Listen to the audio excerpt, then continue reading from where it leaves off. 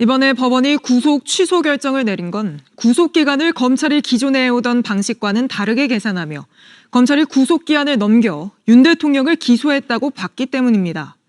이번 판단으로 윤 대통령의 내란 우두머리 혐의 재판이 중단되는 것도 탄핵 심판에 영향을 미치는 것도 아닙니다. 조혜연 기자입니다. 윤석열 대통령이 구속 상태로 재판에 넘겨진 건 지난 1월 26일 오후 6시 52분입니다. 하지만 법원은 구속기한을 넘겨서 윤 대통령이 기소됐다고 판단했습니다. 법에는 영장심사를 위해 수사기록이 법원에 제출됐다가 반환된 기간은 구속기한에서 빼도록 돼 있습니다. 구속기한 열흘을 넘겨 그만큼 더 구속할 수 있게 한 겁니다. 법원은 바로 이 점을 놓고 검찰과 다른 판단을 했습니다.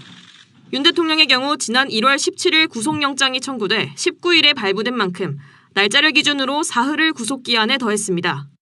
반면 법원은 날짜가 아닌 시간으로 따져야 한다고 봤습니다.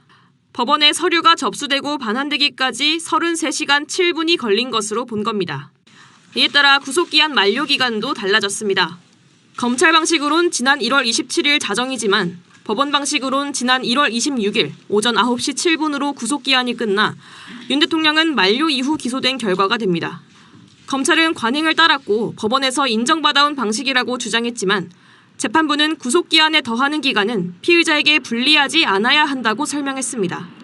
법원은 명시적으로 내란죄 수사권이 없는 공수처의 윤 대통령 수사에도 불확실한 부분이 있다고 봤습니다. 공수처는 직권남용이란 관련 범죄를 수사하면서 내란죄를 인지했다는 입장이지만 법원은 규정이 명확하지 않다고 봤습니다. 법원은 재판 초기에 절차적 명확성을 기하고 수사 과정의 적법성에 대한 의문을 해소하는 것이 바람직하다며 윤 대통령의 구속 취소를 결정했습니다. JTBC 조혜연입니다.